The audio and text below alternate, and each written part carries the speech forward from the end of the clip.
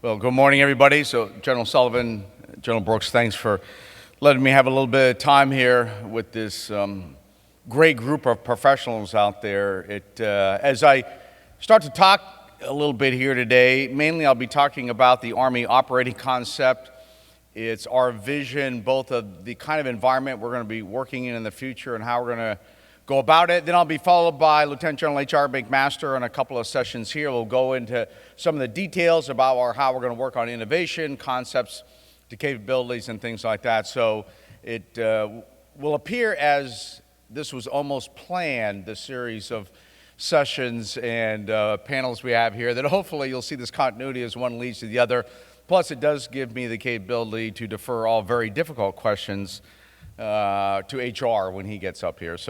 So this is a win-win for me, maybe not for him. Well, as you all know, the United States Army's been fairly consumed with a number of wars and conflicts around the world since 9/11. And as I tell folks, we have been involved in the volume and creating the volume and velocity of brigade combat teams because that's what the nation asked us to do during the surge and as we continue to deal with Afghanistan. So it was generate as many brigade combat teams as quickly as possible to get into the fight, and our great Army did that. Most of us here in the room were part of that. We were in the brigades, we consumed the brigades, so we know what that R4 Gen cycle was like to run, and then sort of what it does to the Army eventually. And General O'Donnell rightly said, you know, that it was dealing with a problem at the moment, but we need to look out to the future, 2025, 2040, come up with a concept that describes the future. I use the word describe the future as compared to predict the future. We find that spending a lot of time trying to predict exactly where the next conflict will be, what's the nature of the conflict, who's the enemy, is not the best use of our time, because really, do we get that right? But we do find, with a somewhat high degree of assurity, we can describe what that future is going to be like, what the enemy will try to do to us, the kind of environment we'll be in. And then if we can describe it adequately, what that does is it allows us as Army to say, okay, what are the capabilities we need to prevail in that kind of world? And then how do we go about doing them? And so as we kind of talk through here today with some of the TRADOC folks, you're going to see we're going to kind of describe the world. I'll bring it up in a moment, and then what we think the Army has to have as a capability, and then really as HR carries on with some of his panels, how we are going to go about doing that. So there are a lot of transitions involved in this. One is a transition of thought, and as General Sullivan always reminds us, the intellectual leads the physical. I quote him just about every day on that, because a lot of people immediately, they want to go, oh, TRADOC, you're the future guy. What are you guys going to buy? What's next? And we say, well, you know, we're trying to have this intellectual, logical background and basis to deal with this, and then eventually we get to a .mil-PF solution. And then the next thing is, once you kind of get the intellectual piece down with regards to how you're going to think about the future and what your capabilities have to be, then you've got to look at the institution of the Army and say, are we organized to do that? Just like when we cross the line of departure into combat, we want to make sure we're properly organized with artillery and infantry and armor or whatever, and that they operate in the right manner together. We've done that in the Army. We've said, you know what? The kind of future that we're looking toward, the future to deal with, is probably not the future or is not the environment that we all have used growing up. And a lot of our systems were designed to deal with the world as it is now, or the world as it used to be. Therefore, if you don't change your systems and processes, you're probably not going to get the output you want. And so I'll talk a little about that as well. And so I only have one slide, so hopefully you can bear with me. And the good news is, being a former armor officer, it's really just one big picture with a minimum number of words. So hopefully, as the first guy in the morning, that sits well with you all. So if you put up the first slide, this is it. So don't worry about, from here, I will never again say next slide. Now, of course, unless you ask me a question, of which I have a backup for, but that's on you because you asked for it. This is kind of a, arduous rendering, otherwise known as a PowerPoint slide, of the environment that we think we're going to operate in, and the problem that we're trying to solve is win in a complex world. Now, I'll highlight a couple things about this that may not be obvious at looking at it. The one is, as we sat down and wrote our operating concept, we tried very hard not to make this, as I say, an overly parochial concept. It is merely adequately parochial because we are the land forces, so it focuses a lot on that. But in fact, if you take a look at this picture, you can see every other branch of the United States Army military in there. So we've got great United States Marine Corps, the Navy, the Air Force, SOF. We have coalition partners. We have NGOs. We have the United Nations. We have mega cities. We have littorals. We have deserts. We have mountainous areas. And so what this really outlines is, first of all, there are many partners involved in this endeavor and multiple domains. If you looked at previous concepts the United States Army had, that I had growing up in Doctrine, it really would focus a lot on the land, sometimes mention a little bit about the air, and almost always just mention military folks. So one of the big differences here is we try to be as inclusive as possible, being informed by our past in Afghanistan and Iraq, but also not captive to it, and saying, what is the environment we're going to operate in? And so, first of all, we think it is a multi-domain environment. So if you read the Army operating concept, it is not just about the land domain. We try to stress what role the land domain has within its intersection in relationships to the maritime, the air, the sea, the space, the cyber, and what are some unique roles that it has? What are things that predominantly happen on land? What are things that can happen in the other domain that intersect with that? And then, again, all of the partners out there, military, civilian, government, non-governmental, because most of us on recent battlefields have worked with all of them, and it's a key element of what's going on. But when we have the title there, the problem we're trying to solve, Win in a Complex World, we define complex as unknown, unknowable, and constantly changing. We're saying that is the future, that it literally is unpredictable. And so if you look back even a year ago, as most of you were sitting in here, probably topics such as Russians in Ukraine, Ebola in Africa, things like that, probably wouldn't have even made the top 10. And now, of course, they are major challenges that we have dealt with or dealing with. So those are examples of how the future, you don't even know what it is, but almost in your wildest dreams, you can't make it up. So it's unknowable, and whatever it is, it's constantly changing. The nature of the situation in the Ukraine, constantly changing. Situation in Africa with regards, constantly changing, in this case, generally for the better. The relationship and situations here in the Pacific between various neighbors as they interact, very unknown with regards to what the next step is, and then once that step is taken, constantly changing with regards to the outcome of that. And so that word complex, we find, is a major portion of how we now have to come up with a solution, .mlpf solution, that works in a complex world, a world that is constantly changing and you cannot predict. And you notice I say a .mlpf solution. So what kind of doctrine do you write to deal with that? What kind of training and leader development do you go after? How do you assess people into the Army to deal with a world that's constantly changing, that there is no template for, that is unpredictable?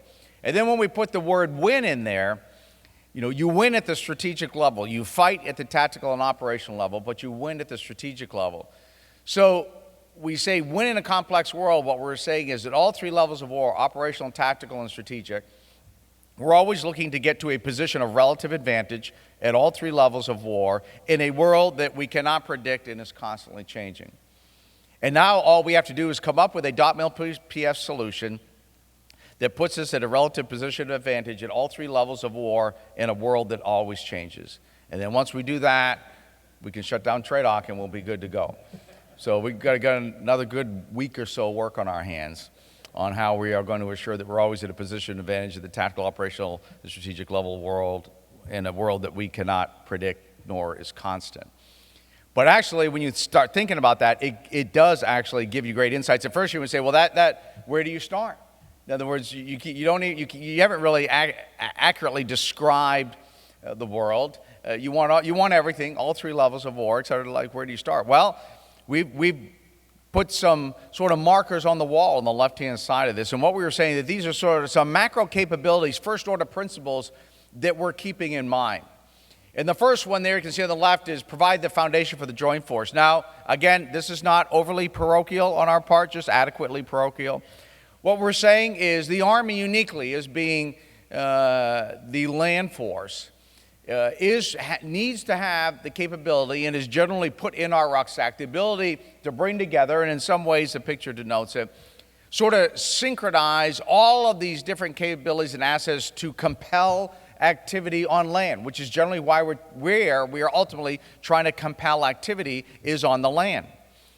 Now, in previous doctrine, we focused a lot at the tactical operational level, and we focused on fighting. And when you focus on fighting, you focus on synchronizing and delivering firepower, okay? But at the strategic level of war, to win, you have to synchronize and deliver national power, of which firepower is a subset. So we're not walking away from firepower. I am a huge proponent and admirer of firepower. So we have not taken that off the chart. What we're saying is firepower in and of itself is inadequate. You may be able to get to a position of advantage at the tactical level in a fight by firepower alone, but if you can't synchronize and deliver national power, it will be almost impossible to win at the strategic level. Now, national power has assets of political power, economic power, coalition power that we see here. So how do you bring that all to bear? Well, one of the ways that we say we do that, the second from the bottom bullet there, is integrate partners. In fact, this room is a great example. How do we integrate partners? You notice we didn't just say joint operations. How do we bring together all of the joint arms of the United States military? It's integrate partners. How do we integrate coalition? How do we integrate our NGOs? How do we integrate, again, across the joint spectrum?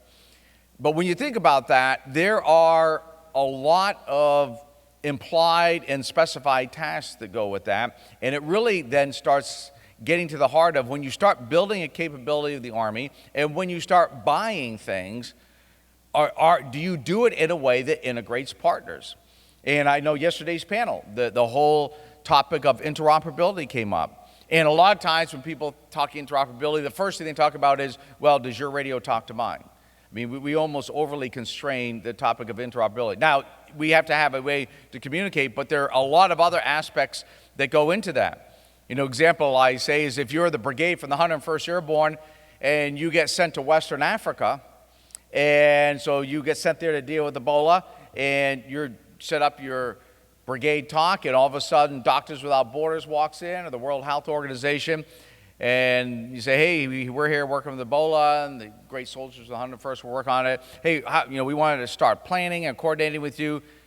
You know, the great soldiers of the 101st say, well, who in Doctors Without Borders, who is a resident Command General Staff College graduate and understands the MDMP process so they can come in here and do, mission analysis? That can't be the way we do business, because there just aren't that many Command General Staff College graduates in Doctors Without Borders. In fact, I think most of them actually at the War College now. So then you have to say, you know what? Our doctrine of the Army assumed folks like you were going to be walking into our talk. We assumed the World Health Organization there, Doctors Without Borders, coalition partners. And you know what? Our planning doctrine in our majors that went to the Command General Staff College are very comfortable in this environment. Their staff groups were a Star Wars bar scene. They had all kinds of different folks in there, and they're very used to taking other kinds of input that doesn't necessarily fit into their regimented planning process. They know how to ask the kind of questions to get input from you. So come on in, get a chair. We've been expecting you. And oh, by the way, how do you talk to each other? Well, we have these little things we bought at Radio Shack. Hey, no problem, because our communications thing, I can dial you in exactly when I want to talk to you, etc. like that. So this is not a problem. We don't have to, do biometrics to get a TSSCI background check on you, all that. I mean, we know how much we could exchange with you. We know what we need from you, and so it's built into how we operate. So when you start thinking about that, you say, I'm not sure that's how we're built today. I'm not sure that's how we think today. I'm not sure that's how our systems are put together. So Bob Brown and the folks out at CAC and our COEs are working on the intellectual piece, saying, look, this is how you have to think. And in fact, we've rewritten a lot of our doctrine talking about this aspect of it. And we try to replicate that as much as possible, both in the academic schoolhouse and, of course, out in our training centers and even in home station training as much as possible. But there's a couple other aspects of this when you start taking a look at a .mil PF solution. One of them is to win at the strategic level that you have to provide multiple dilemmas to the enemy. You can't provide just a single dilemma. A lot of times at the tactical level, you do focus on providing a single dilemma. So I grew up in sort of the armor heavy world. If you go to the National Training Center, the single dilemma was the main body. So you're going to get out there in the Central Corridor, you drop the flag and you have a race to the high ground, smoke, laser beams are flying, etc. like that, and you just have to find and fix the main body and destroy it, and the battle's over, because that was the dilemma, single dilemma. We're saying that might win at the tactical level, but it doesn't win at the strategic level. And when you think about the strategic level, we're saying the way that we provide multiple dilemmas to the enemy is to the decision makers on our side. They have to have multiple options, hence this pictorial display of multiple domains, of multiple partners. And you're kind of thinking through sort of 2 and 3 steps ahead and saying, hey, what kind of dilemmas can I generate and what kind of options can I give the decision makers that it's going to put my adversary in a very difficult position? In fact, I will always be in a position of relative advantage. So this is much more like chess than checkers. Because checkers, to win at checkers, you literally have to take every checker off the board. You have to identify, acquire, target, and destroy every checker. That's how you play checkers. It's a targeting drill. Okay? Chess, on the other hand, so you could say checkers is kind of a tactical game. Chess is a strategic game because, in fact, you can put somebody in checkmate and they can have the majority of their pieces still on the board. And, in fact, there could still be moves left for your opponent. It's just that wherever they move, you've got something for them. Now they're in checkmate. So it hasn't been a targeting drill, just random target.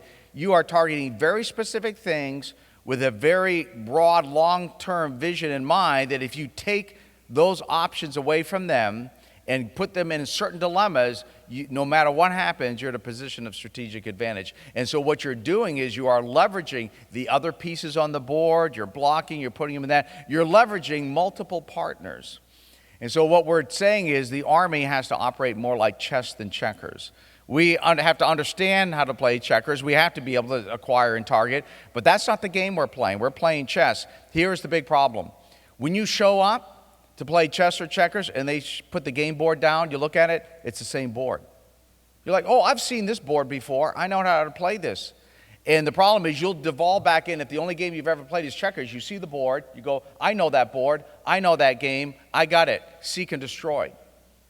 We're saying, look, it's the same board maybe when you show up, but you have to understand now that we're talking the strategic level, we're playing chess here. So you have to understand, because in checkers, every checker piece has the same capability, right? They all have the same capability, basically. In chess, they all have very different capabilities. Some are good at one thing, some are good at something else. So the chess master is the one who understands all the capabilities, doesn't try to make them all the same. This has to do with interoperability. In a known world, the way you get interoperability is you try to make everybody the same. In an unknown world, the way you get interoperability is you understand the strengths and weaknesses, and then you figure out how you can put them together like a chess game, how the knight does something different than the king, that does something different than the queen, that does something different from the rook. But if you don't understand, if you think all those pieces are the same, then you're probably, if you think you're playing checkers, you think all those pieces are the same, you're going to have a problem. And so when we get together with groups of audiences like this, one of the things I try to spend my time on is, okay, what piece are you? I mean, what caveats does your nation have? What are your strengths? What are your weaknesses? Okay, that really is going to work out well with here. And then I have to understand my force, my branch, the Army, understand the joint things. Say, look, the Army can do this, the Marines can do this, the Navy can do this, the Air Force can do this. But together, clearly the sum is, the whole is greater than the sum of its parts. And so this is really a significantly different way to think about it. But in the first part, we're starting with this. The Chief of Staff of the Army's #1 priority is leader development. How do you develop leaders to think like that? And then how do you develop leaders that are going to be able to get to that position of relative advantage all the time? Because as I tell folks, I grew up in a known world, and when I was a platoon leader, I would have to go out to my general defense plan and recon it every quarter on the inter-German border there and know where all my tanks went and all that. Nowadays, when we send Lieutenant Perkins out, which I tell folks there is a Lieutenant Perkins, we have no idea where he or she is going, and we definitely aren't going to let them recon it every quarter, okay? They may be going to Africa, they may be going to the Balkans, they may go to Korea, they may go to who knows where, and when they show up, it's going to be the first time they're there. And they may look down and see that checkerboard and say, oh, I know this place, it's just like the last game, but it's probably not, it's very different, and to understand the environment that they're in. So this is kind of a broad overview of the macro way that we're looking at the environment that we're going to operate in the Army and how we're going to approach it, and therefore, how do our systems allow us to get the capabilities we need. One of the key things here, and HR is going to talk about it, we found to operate in this kind of world, innovation becomes key. So we're working a lot on innovation in the Army and at TRADOC on behalf of the Army. The one big difference between the world I grew up in this world, is the type of innovation. Because in a known world, you tend to innovate for differentiation. Because you know what the enemy's capabilities are. You know the enemy has a T-55 tank. They've had it for decades. You know it's going to take X amount of decades to get a new one. So you differentiate from it. So you build an M1 tank because you get many levels of differentiation out of it. That's great if it's a known world because you know their tank is not going to change that quickly, and you know every T-55 out there is a bad tank. But the problem with that is it takes a long time. A lot of R&D tends to be very expensive, exquisite weapon systems, and once you get them, you hold on to them for a very long time. But that works in a known world because you have this constant disparity of capability. In an unknown world, the problem is you don't know who the enemy is. You don't know if they even are going to have tanks. In fact, they may have the same tank you have. They either stole it from somebody you sold it to or who knows what. So level of differentiation is no longer sort of the key to success. It is rate of innovation. How quickly can you innovate? How quickly, once they throw down that checkerboard, you look at it and say, whoa, it looks the same, but it's a lot different. I've got to make a lot of changes here very quickly. So how quickly do I innovate?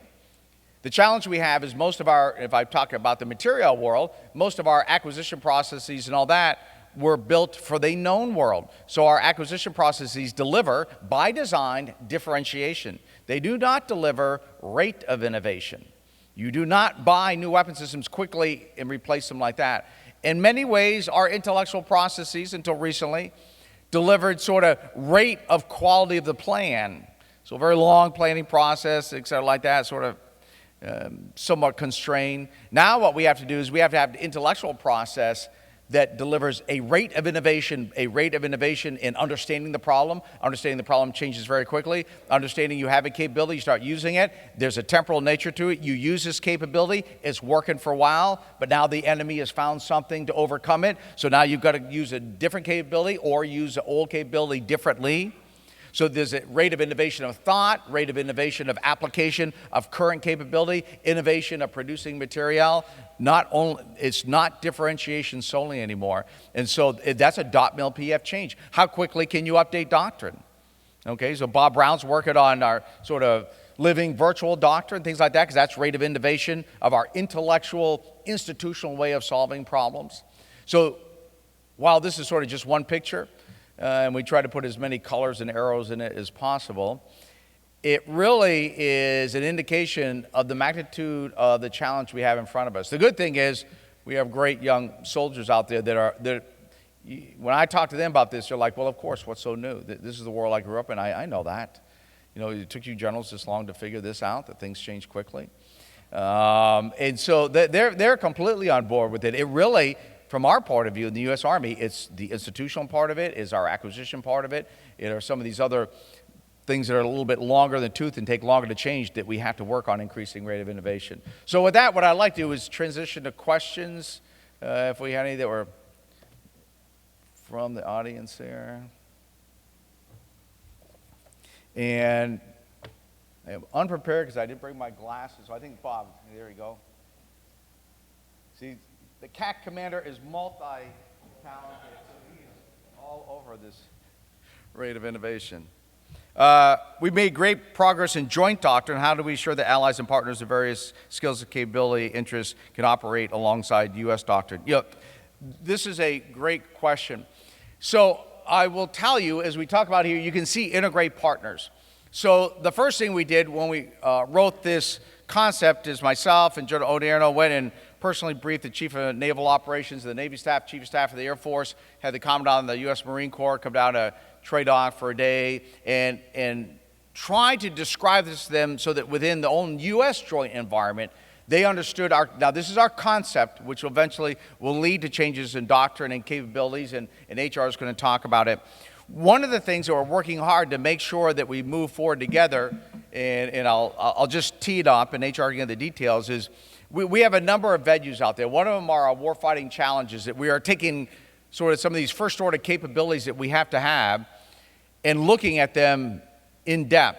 And as we do that, we bring in all of our joint partners. We bring in multinational partners. As we're doing our Army Warfighting Assessment out at Fort Bliss now, in addition to NIE, we are looking to bring in coalition partners. And so all the venues that we have with regards to our sort of campaign of learning, our exercising, all that, we are trying to open the aperture as large as possible, both with inside sort of the U.S. Joint Committee, the interagency, as well as a coalition. We have a number of coalition partners taking part in our Army Warfighting Assessment. Number one, we find if you don't get them involved in our sort of intellectual drills here, thinking about it, you tend to assume away the real difficult problems. You tend to overlook some of the real nagging issues that we have to come to grips with.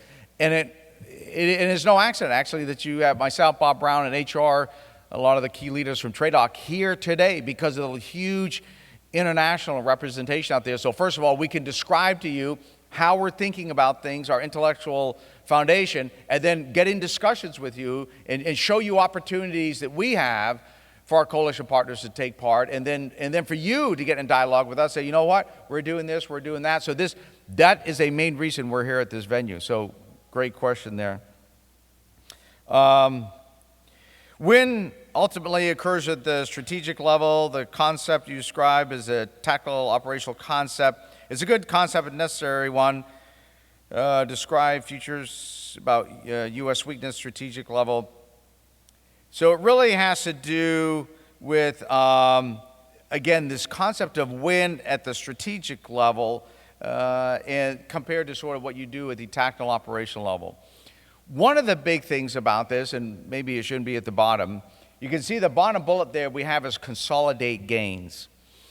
And in our mind, that is a key concept with regards to winning at the strategic level. Because at the tactical operational level, you tend to have a series of possibly linked but often isolated events of which you may come out as the winner of the exchange of firepower.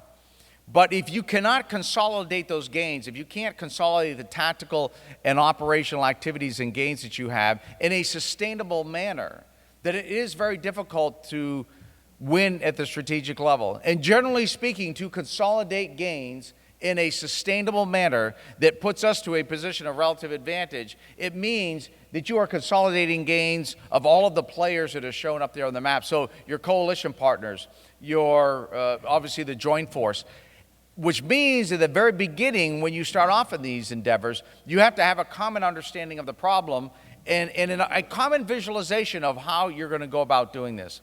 And it's not only how you are going to prosecute various tactical and operational issues, but how they fit together in the greater scheme so that as you get, a victory or an accomplishment at the tactical operational level, it is linked to something else you are doing. It is sustainable, and you are building progress toward that sort of position of relative advantage at the strategic level.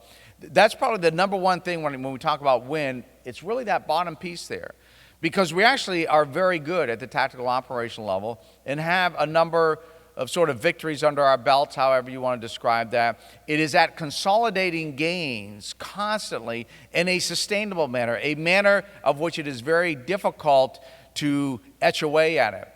But if we don't think that way, what the enemy has been very good at is they prevent us from taking tactical victories and linking together with a strategic win. And so that's why when we think about this, we say, so in order to do that, you've got to have multiple partners. If you don't have multiple partners, they can sort of parry and divide and conquer. If you don't have multiple dilemmas to the enemy, eventually they figure out how to overcome the single dilemma you're providing them. So example I use, if you are very good at targeting, so if you're a checkers player, if you are very good at targeting people, very good at acquiring targeting them, what happens is eventually they stop presenting themselves as targets. So they say, hey, I know the United States and that coalition out there, they're very good at targeting. They can acquire and target everything. Well, maybe I won't make myself a target anymore. Maybe I won't wear uniforms. Maybe I won't coalesce in large groups. Maybe I'll blend in the population. Maybe I'll go underground. Does that sound familiar? It's not because it's easy to operate underground and live in tunnels and all that. It's because they are avoiding our strengths. It's because they are avoiding becoming a target, because that's the single dilemma we provide them. We target them. And so the key to winning at the strategic level is thinking strategically. That's the first thing you have to do. You have to think strategically, or else you will not win strategically. And then you've got to think through these multiple dilemmas, and does it put you in a position of advantage or disadvantage? One of the examples I use is if you're a ISIL organization and you're up by Mosul, you say, you know what I'm going to do is get some, go on eBay, get some cheap white Toyota pickup trucks, or better yet, steal some Ford F-150s that the Americans gave the Iraqis. And then I'll put a suicide bomber in one of them, driving it around. So, minimum health care costs, not a lot of professional military education to get them up to speed. So, they don't have much economic investment in that white pickup truck driving around Mosul. And they'll probably say, you know what, I'm going to start driving this thing around Mosul. And you know what? I know what the U.S. and the coalition is good at. I know what dilemma they can present to me: targeting.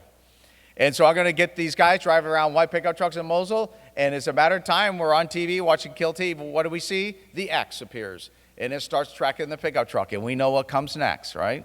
Kaboom! That pickup truck is gone. So everyone in the talk, high five, high five. We took out that Ford F-150, et cetera, like that. Well, we won that firepower exchange at the tactical level. That Ford F-150 didn't stand a chance against the JDM or the smart munition or whatever. So we won that tactical fight. But, I said at the strategic level, you have economic power, political power, et cetera. So let's take a look at the economic exchange ratio. So, white Toyota pickup truck, couple $100, or better yet, free because they stole it. Suicide bomber in it, not a lot of money invested in that. How much did it cost us to take out that pickup truck by the time you bought the smart munition, the F-15 pilot that we trained him, the plane, the fuel that we were running there, the command and control that's set up? So, it's costing us $1 million a pop to take out free pickup trucks. So we won the firepower exchange at the tactical level. I'm not sure we won the strategic economic exchange on that. But we're providing that single dilemma. We can target them. And so that's why if you want to win at the strategic level, you have to think at the strategic level. And then you've got to lay out all of these options that you're presenting to the decision makers, and then all the multiple dilemmas that we're presenting to the enemy, such that eventually we can put him or her in checkmate. Yeah, that's it. All right, hey folks, I think we're right on time. The clock says 0, so that's either my score or that's the end of the time here. But I do appreciate you all traveling a long, long way here. And I know I have some one-on-ones with a lot of you, but please, throughout the day as I'm around here and HR and Bob and others get up and talk about how we're actually going to operationalize this, please give us your thoughts, your ideas, especially our coalition partners, how we can make sure that we can do what we say we're going to do, which is to integrate partners, be the foundation of the joint force, and provide multiple dilemmas to the enemy so that we always do win at the strategic level. Thanks a lot, folks.